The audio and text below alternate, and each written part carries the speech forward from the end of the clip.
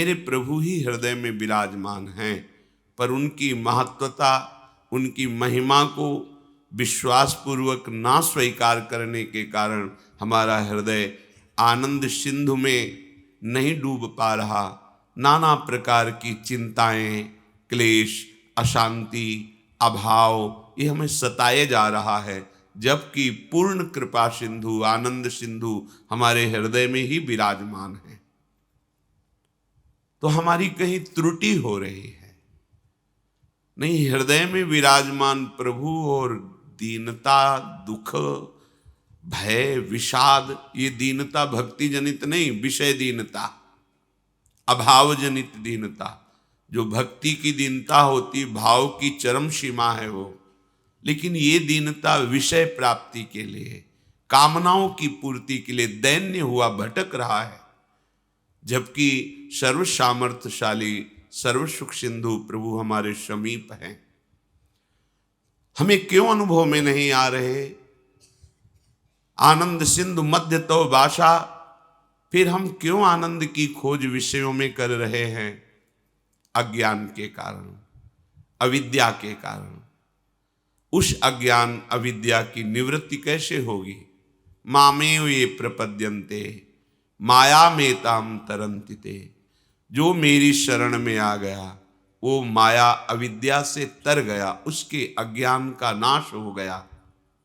8वां, प्रभु के प्रत्येक विधान में परम प्रसन्न होना। अब इसकी व्याख्या है। अभी तक जो सूत्र बोले, कल इनकी चर्चा हुई थी। ऐसे शरणागत भक्त जो ऊपर के लक्षणों से युक्त हैं, ऊपर के लक्षणों को धारण करने की चेष्टा कर रहे हैं, वे समझते हैं कि हमारे प्रभु का जो भी विधान है वो बड़ा मंगलमय है। कभी अमंगल हो ही नहीं सकता प्रभु के विधान से। पूज्य श्री राधा बाबा, जैसे भगवान सूर्य उपस्थित हैं तो अंधकार ढूंढने पर भी नहीं मिलता, तो हम भगवान सूर्य को अगर ऐसा कहें कि तुम्हारी ताकत हो तो अंधकार करके दिखाओ, तो वो असमर्थ है, क्योंकि वो जब सामने होंगे तो अंधकार टिकेगा ही नहीं। ऐसे ही अगर विनोद की भाषा में भगवान से कहें कि तुम्हारी ताकत हो तो अमंगल करके दिखाओ, तो भगवान कभी अमंगल कर ही नहीं पाएंगे, उनकी सामर्थ्य नहीं। अमंगल हम करते हैं और मंगल भगवान करते हैं। कैसे? भगवान जब कभी क्रोधित हुए दिखाई देते हैं और उनका वध करते हैं, तो उनको वो परम पद मिलता है जो ऋषि मुनि साधना करके प्राप्त करना चाहते हैं। क्या हुआ? अमंगल हुआ क्या? अरे महामंगल हो गया। तो मंगल भवन प्रभु को अगर कह दिया जाए कि तुम्हारी ताकत हो तो अमंगल करके दिखा देना, तो एक विनोद की भाषा में कह सकते हैं कि भगवान की ताकत ही नहीं कि अमंगल कर सके, क्योंकि वो मंगल भवन है। जैसे सूर्य की ताकत ही नहीं कि वो अंधेरे का दर्शन करा दे, वो चले गए तो अंधकार छा जाएगा। जब तक सूर्य है तो अंधकार नहीं छाएगा। ऐसे जिसके जीवन में भगवान की शरणागति उतर गई, अब हर विधान मंगलमय है, हर विधान। कृपा का स्वरूप कई तरह से प्रकट होता है। कभी बहुत ही मधुर स्वरूप प्रकट होता है, कभी बहुत कोमल, कभी बहुत सुख स्वरूप, कभी कभी कृपा बहुत ही भयानक रूप में आती है, बड़ी ही कटु रूप में आती है, बड़ी ही भीषण रूप में आती है, पर उसका परिणाम बहुत मंगलमय होता है। उपासक मृदु कोमल मधुर कृपा या कटु भीषण दुखमयी, इन दोनों के भेद को नहीं देखता, केवल कृपा देखता है। कृपा है आपकी, कृपा है। बड़े लीला बिहारी है, उनकी लीला वही समझ सकते हैं या जिसको समझा दे। वामन रूप से जाते हैं, 3 पग भूमि मांगते हैं और नाप करके एक ही पग में ब्रह्मलोक तक, दूसरे में सब ब्रह्मांड। बोल बड़ा दानी बनता था, बांध दिया वरुण पास में और कहा अब बोल तीसरा पग कहां से दे। 2 पग में सब नाप लिया। ये बड़ी भीषण कृपा का स्वरूप है। सब आसपास भगवत पार्षद खड़े हुए हैं जो पूरी सृष्टि का लय सृजन पालन करने की सामर्थ्य रखते हैं। और भगवान गर्जना करके कह रहे, बड़ा अहंकार करता था, 3 पग पृथ्वी का दान कर दूंगा, अपने को दानी अब पूरा कर। मुस्कुराए बलि जी महाराज, प्रभु अभी तो आपको प्रणाम भी नहीं किया है। प्रणाम भी कैसे करूं, आपने तो बांध रखा है। प्रार्थना करता हूं कि जिन श्री चरणों के नपने से आपने मांगा था, उन्हीं श्री चरणों से 2 में तो संपत्ति नाप ली, अब 1 में संपत्तिवान को नाप लीजिए। अपने चरण हमारे माथे पर पधराइए और मुझे। भगवान बंध गए, बलि जी को नहीं बांधा, बंध गए। करुणा समुद्र भगवान मुस्कुरा दे, बोले तुम्हें तनिक भी क्षोभ नहीं हो? बोले प्रभु क्षोभ किस बात का। प्रहलाद जी आ गए, स्तवन कर रहे हैं, उनकी पत्नी स्तवन कर रही। भगवान ने कहा आज के बाद द्वारपाल मैं तुम्हारा। आज भी भगवान बलि के द्वारपाल बने हुए खड़े हुए हैं, आज भी। बोलो, भगवान ने बलि को बांधा या बलि ने भगवान को बांध दिया? लेकिन कृपा इतनी भीषण दिखाई दे रही थी कि कोई मंगल का विधान ही नहीं समझ में आ रहा था। इतने बड़े महान भक्त को भगवान ने वरुण पास में, जिसमें प्रतिपल मृत्यु का कष्ट होता है, वरुण पास प्रतिपल जकड़ता जाता है, प्राणों को भीषण कष्ट होता है। तो कृपा मृदु भी हो सकती है, भीषण भी हो सकती है, पर भक्त मृदु और भीषण नहीं देखता, केवल कृपा देखता है। तो परिणाम में कृपा सिंधु को अपने हृदय में, अपनी दृष्टि में, अपने प्राणों में, अपने जीवन में, बाहर भीतर उनकी कृपा ही कृपा, उनका अनुभव करता है। नवा है कोई भी संबंध किसी और से ना मानना। जैसे हमें पिता मानना है तो अपने प्रभु को मानना है, माता मानना, तुमेव माता च पिता तुमेव, तुमेव बंधुश्च सखा तुमेव, तुमेव विद्या द्रविणं तुमेव, तुमेव सर्वम मम देव देव। केवल प्रभु से ही अपना संबंध रखना। माता मानो तो अनंत माताओं जैसा प्यार प्रभु, पिता मानो तो पितामह ब्रह्मा के भी पिता हैं, सर्व सामर्थ्यशाली, और सखा मित्र मानो तो इनके जैसा कोई मित्र ही नहीं है। जो संबंध चाहो। अरे प्रभु को तो भावुक जनों महापुरुषों ने अपना शिष्य भी माना, शिष्य भी माना। प्रभु शिष्य भी बनने के लिए तैयार। देखो ना, गुरु आसन पर संदीपनी जी बैठे, कौन है? भक्त हैं। और नीचे शिष्य बने बैठे, कौन है? जगत गुरु भगवान, जिनकी श्वासों से वेदों का प्रादुर्भाव हुआ। उनको कौन क्या पढ़ाएगा? जाकी श्वास वेद श्रुति चारी, सो हरि पढ़े अचरज भारी। क्या गुरुदेव उनको उपदेश करेंगे? सब गुरुओं के परम गुरु हैं, जिनकी श्वासों से वेद प्रकट हुए हैं। पर भक्त ने भावना की तो भगवान शिष्य बनकर बैठ गए। जगत का पिता होने पर भी पुत्र बन करके घुटनों के बल आंगन में खेल रहे नंद बाबा के, यशोदा मैया की जरा सी भी ताड़ना पर आप भयभीत हो जाते। जिनकी जरा सी भ्रुकुटी टेढ़ी हो जाए तो काल भी डर जाए, वो प्रभु। भक्त को किसी और से कोई संबंध नहीं रखना। जो भी संबंध, पिताहमस्य जगतो माता धाता पितामहा, भगवान कह रहे मैं ही हूं, तुम्हारा पिता भी हूं, पितामह भी हूं, माता भी हूं, तुम्हारा पोषण करने वाला भी हूं। भक्त केवल अपने प्रभु से संबंध रखता है, अन्य से नहीं। निवृत्ति परक उपासक को अपने सारे संबंध प्रभु में देख रहे हैं। हमारे यही भैया है, मैया है, हमारे यही मित्र हैं, हमारे यही गुरु हैं। ये सच्ची मानिए। अनंत माताओं जैसा दुलार प्रभु अपने शरणागत को करते हैं। और गृहस्थ को चाहिए कि अपने परिवार के संबंधों में प्रभु को देखे।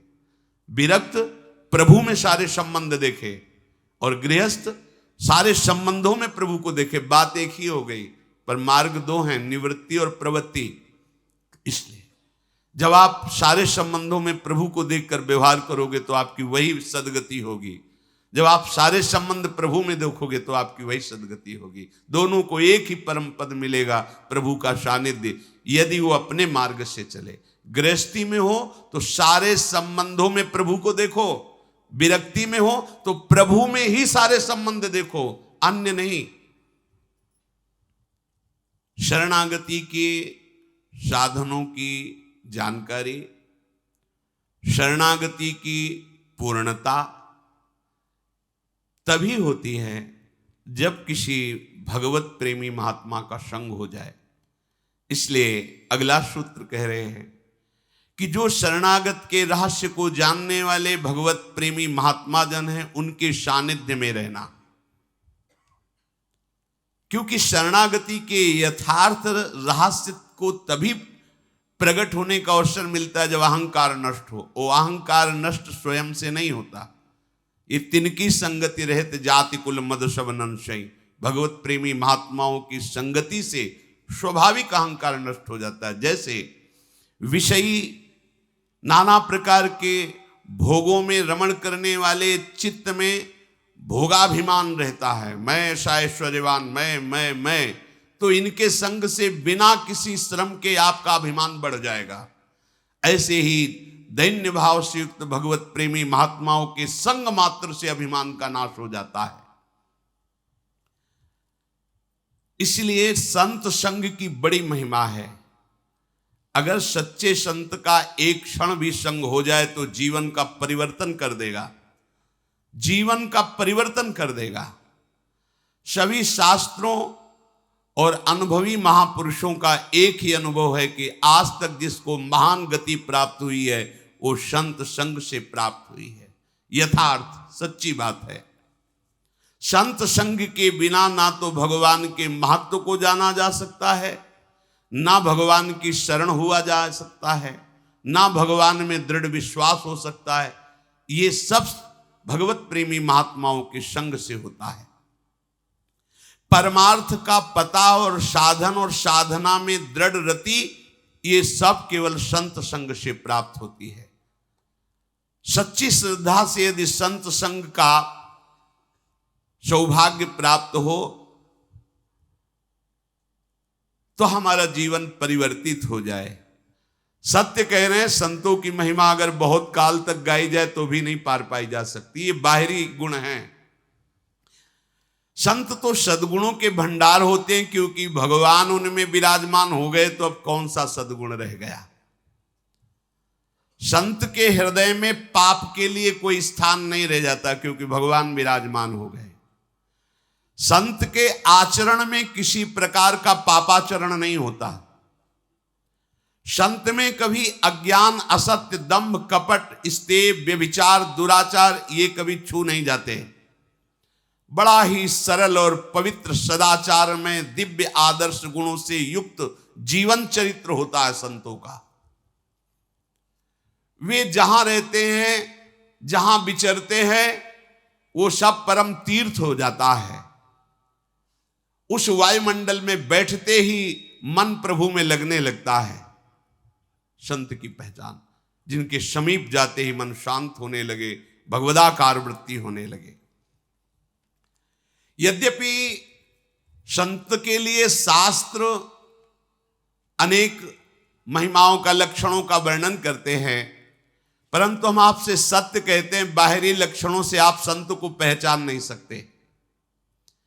किसी भी लक्षण के द्वारा संत को विषयी पुरुष तो पहचान ही नहीं सकते, क्योंकि तुम्हारी बुद्धि प्राकृतिक है। तुम दिव्य चिदानंद गुण वाले संत को कैसे जान पाओगे? ये बाहरी लक्षण तो नाटक करने वाले लोग भी धारण करते हैं नाटक सिनेमा में। तो तुम असली नकली का निर्णय कैसे कर सकते हो? जब तुम्हें हीरा का परिचय ही नहीं है तो तुम नकली और असली हीरे को कैसे जान सकते हो? वो तो जौहर ही जान सकता है। कई ऐसे महापुरुष होते हैं अवधूत कोटि के, जिनमें तुम जान ही नहीं सकते कि संत हैं, बाहरी लक्षण कोई नहीं मिलेंगे, महान स्थिति को प्राप्त हैं।